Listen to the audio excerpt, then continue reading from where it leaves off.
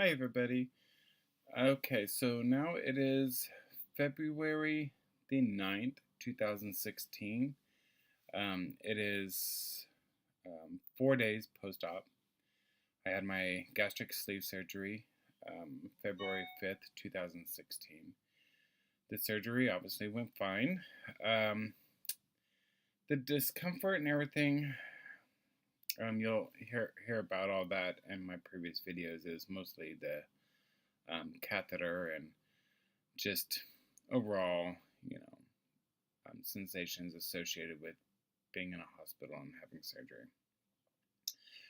My right before surgery, my weight was 371 pounds. Today I weighed and it's 354.4. So lost quite a bit of weight. So I'm hoping that this momentum continues.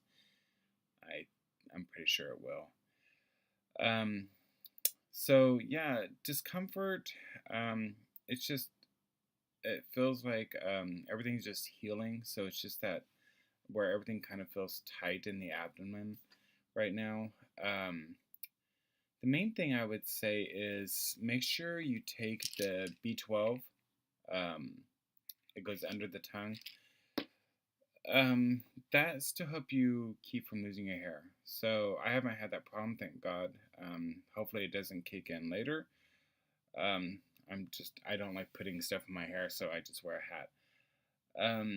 The thing is the part of the stomach that they remove, it actually creates the enzyme ghrelin. I don't know if I'm saying that right. Ghrelin, I think so. And that's the enzyme that's responsible for you to feel hungry. So when you have the gastric surgery, most of that part of the stomach is removed. And I've had no appetite at all. So that's really, really good. I would say that eating isn't a problem. Of course, I'm still on the um, clear liquids. Well, soup, but not chunky soup. So basically, what it was is I was starting off just like what they were giving me in the hospital. I bought a whole bunch of broth, chicken and beef broth with no salt, and I bought a whole bunch of different Mrs. Dash um, that had no salt in it to flavor it, and it was pretty good. Then I discovered making chicken noodle soup the normal way and then straining it and just eating that broth with the Mrs. Dash. It's amazing. Oh my gosh, it's amazing. So yeah, I've kind of switched to that. But my fluid intake, I'm not having any problem. I thought I was really worried about that because everybody's like, oh, you have to make sure you stay hydrated, which obviously you do, and then you're supposed to drink at least between 40 to 60 ounces of water a day.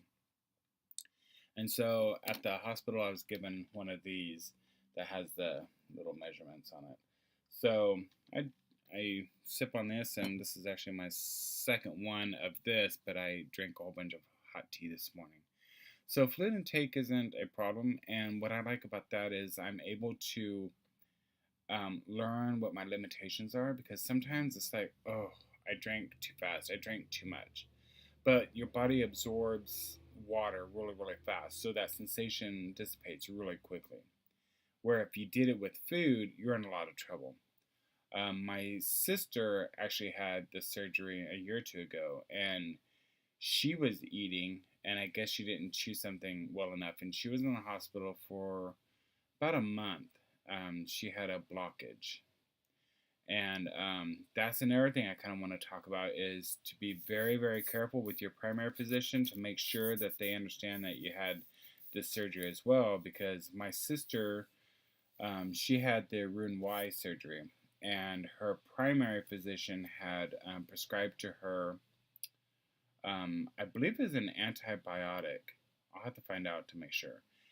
Anyways, something that you normally wouldn't think of, and it pretty much eliminated her ability to have a bowel movement.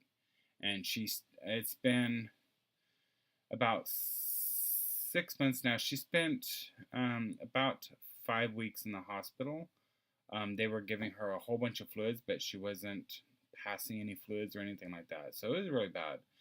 But it was the bowel movement that she was having the major problem with, and she still can't. So she has to use the suppositories. She has to force herself to have a bowel movement.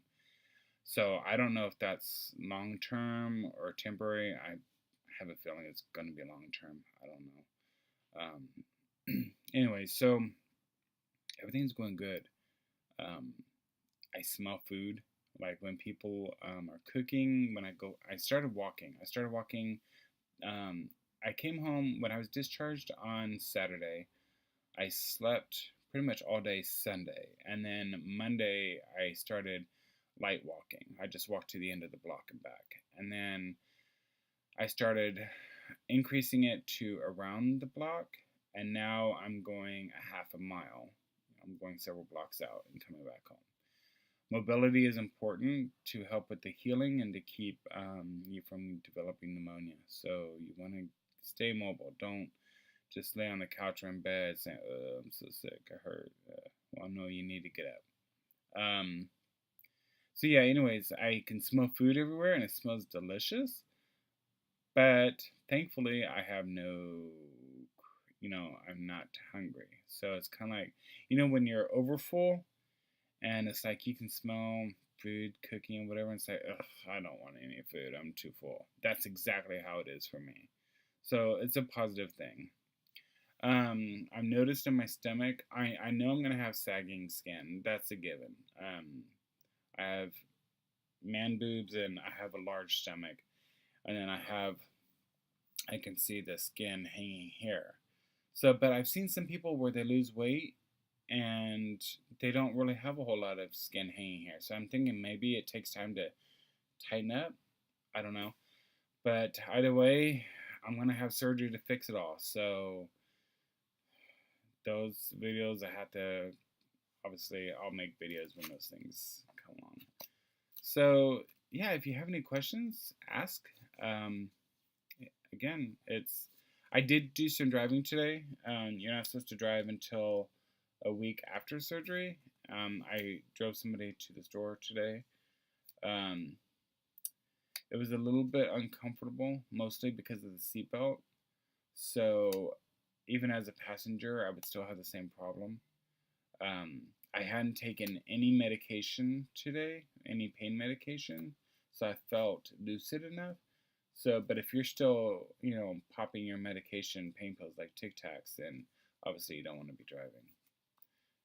Best bet, follow doctor's advice. Don't do anything. But with my life, it's kind of hard. I have to bend the rules a little bit. There's nobody else to do this stuff. So anyways, yeah, questions, ask away. And good luck.